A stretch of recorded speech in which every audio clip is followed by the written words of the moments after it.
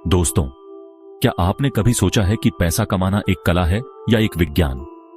क्या ज्यादा पैसा सिर्फ बुद्धिमान लोगों के पास ही होता है, या फिर यह हमारे व्यवहार, हमारी सोच और हमारे निर्णयों का परिणाम है?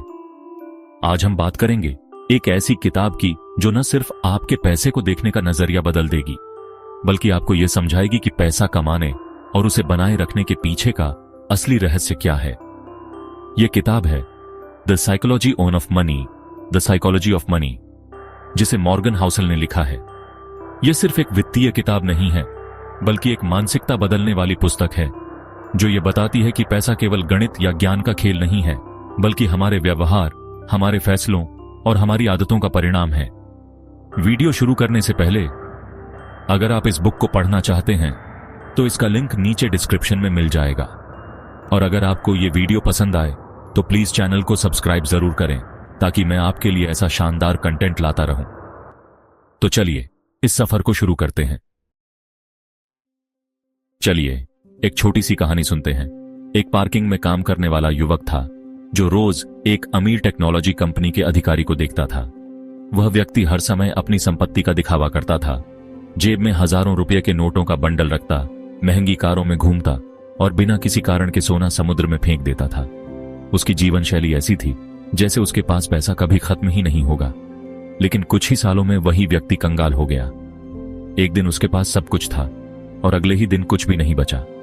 उसकी महंगी कारें, बंगले और यहां तक कि उसकी प्रतिष्ठा भी खत्म हो गई। यह कहानी हमें एक महत्वपूर्ण सबक सिखाती है।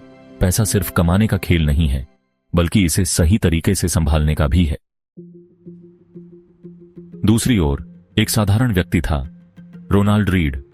वह एक पेट्रोल पंप पर काम करता था, जमीन साफ करता था और एक बहुत ही साधारण जीवन जीता था।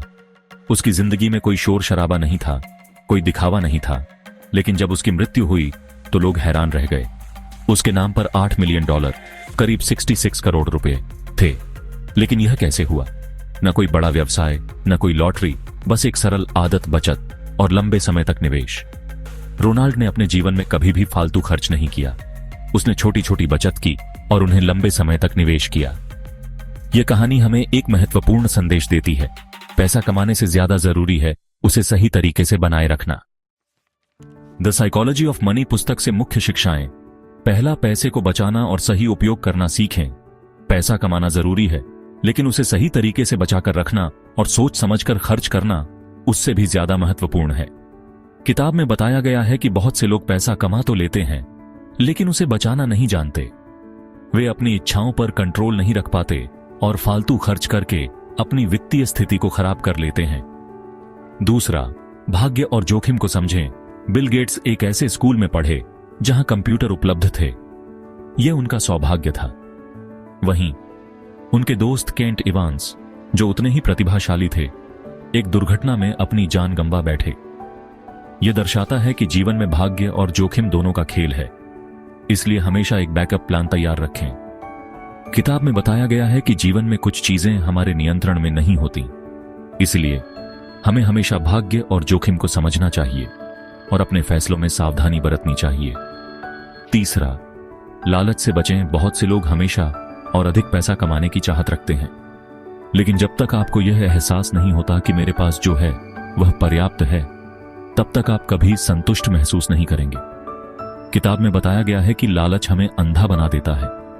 हमें यह समझना चाहिए कि कब रुकना है और कब संतोष करना है। चौथा, कंपाउंडिंग का जादू समझें। एक सरल सूत्र: छोटी बचत प्लस समय इक्वल साइन असंभव लगने वाली संपत्ति। यही तो कंपाउंडिंग का जादू है। किताब में बताया गया है कि छोटी छोटी बचत और निवेश लंबे समय में आपको अमीर बना सकते हैं। यही कंपाउंडिंग का जादू है।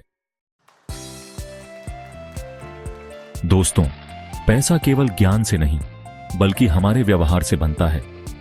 यह किताब हमें सिखाती है कि अगर हम अपनी आदतें सुधार लें तो वित्तीय स्वतंत्रता, फाइनेंशियल फ्रीडम प्राप्त कर सकते हैं। तो क्या आप अपनी सोच बदलने के लिए तैयार हैं? कमेंट में बताइए कि इस वीडियो में आपको सबसे महत्वपूर्ण सीख कौन सी लगी। और हां, अगर यह वीडियो आपको पसंद आया हो तो लाइक करें, शेयर करें और हमारे चैनल को सब्सक्राइब करना ना भूलें।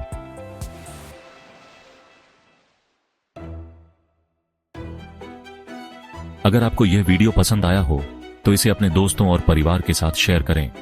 और हाँ, कमेंट में जरूर बताएं कि आपको सबसे ज्यादा कौन सी बात पसंद आई। हम आपके सुझावों का इंतजार करेंगे।